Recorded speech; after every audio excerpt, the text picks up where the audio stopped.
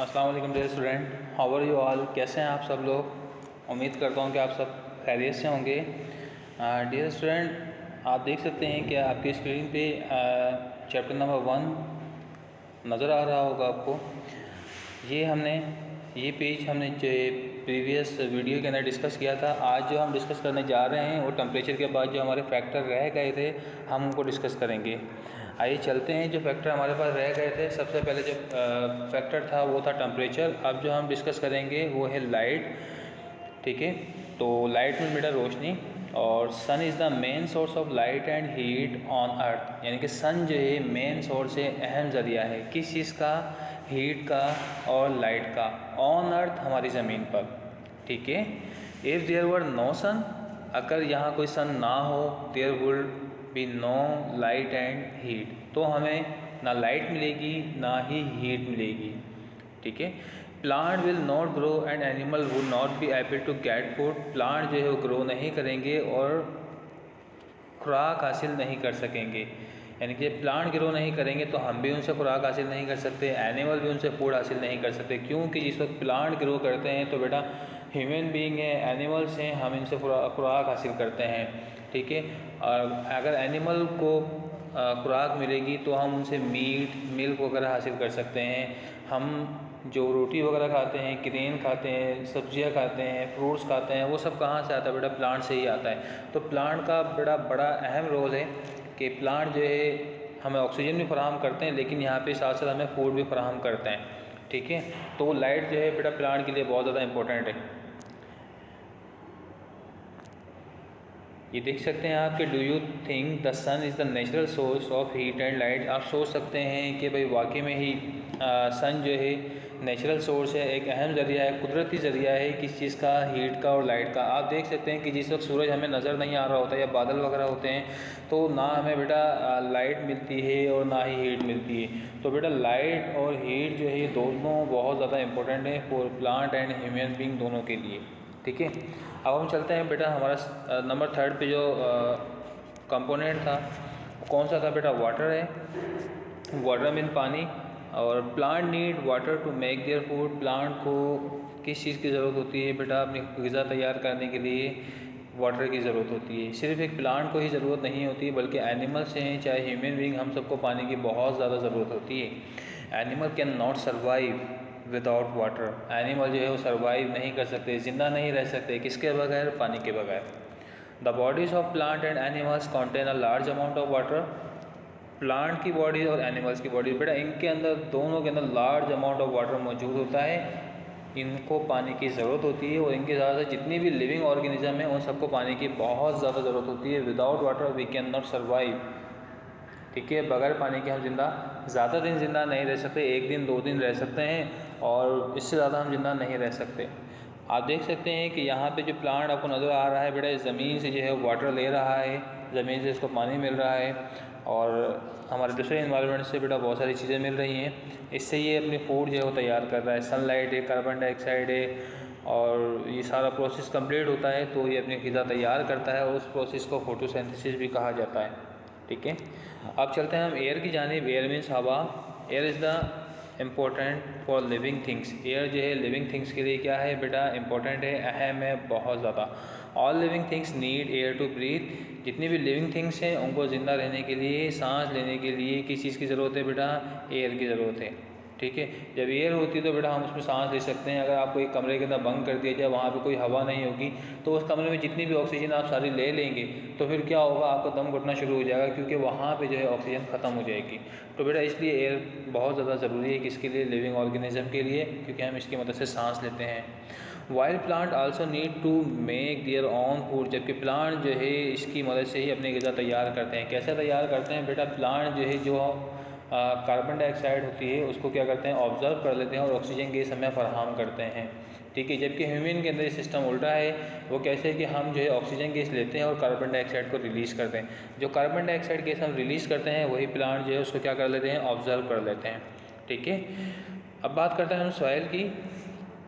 सबसे पहले चलें इसको भी देख लें कि एयर जो है किस तरीके से वी ब्रीथ इन ऑक्सीजन, हम सांस ले रहे हैं और plant breathe out oxygen.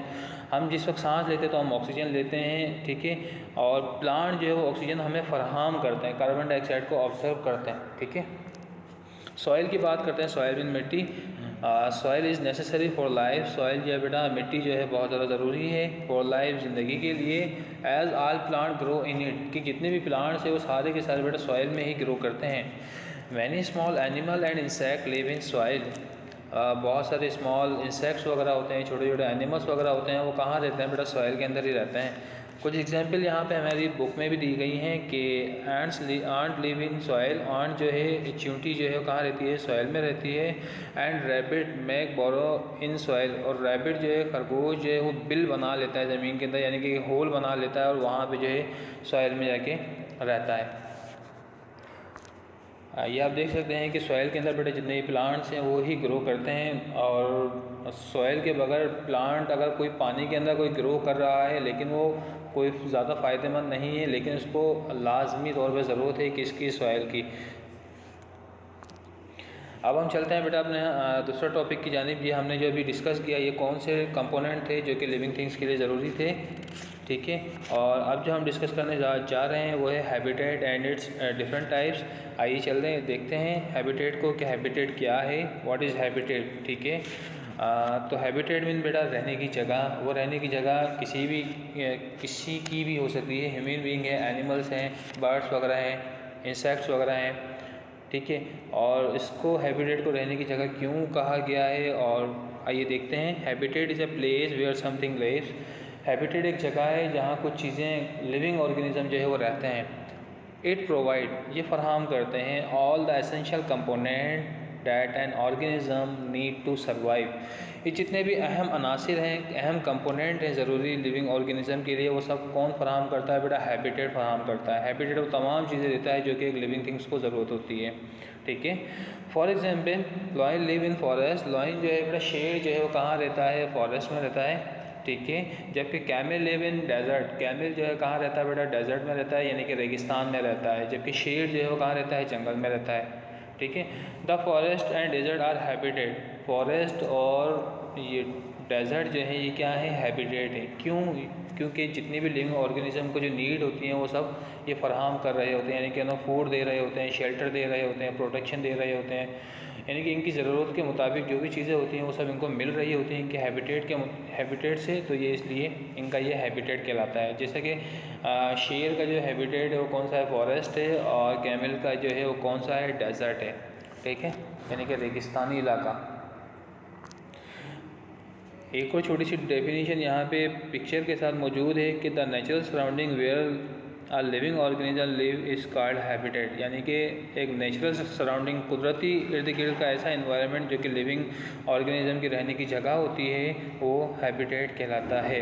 Habitat provide, habitat जो है फराहम करता है, क्या फराहम करता है बेटा, किसको फराहम करता है, एन ऑर्गेनिज्म, एक ऑर्गेनिज्म को, with everything it need to survive, यानी कि इसको ज़िंदा रहने के लिए जिन चीज़ों की ज़रूरत होती है वो कौन फराहम करता है बेटा, हैबिटेट फराहम करता है, ठीक है।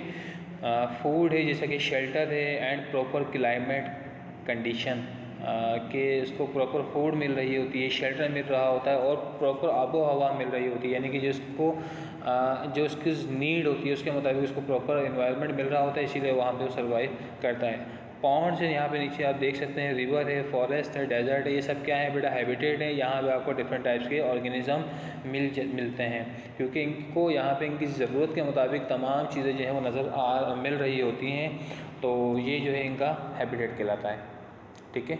अब हम चलते हैं टाइप्स ऑफ हैबिटेट की जानिब। हैबिटेट की टाइप्स हैं कौन कौन सी, आइए देखते हैं। There are different types of habitat in the world such as the polar region, desert, forest, mountain, river and sea. मुख्तलिफ़ तरह के हैबिटेट बेटा पूरी दुनिया में पाए जाते हैं। किसी भी जगह हम चले जाएं वहाँ पे हैबिटेट हमें लाजमी तौर पर मिलेंगे। जैसे कि पोलर रीजन है, बर्फ़ानी इलाका जहाँ बर्फ़ ही बर्फ़ होती है सारा साल।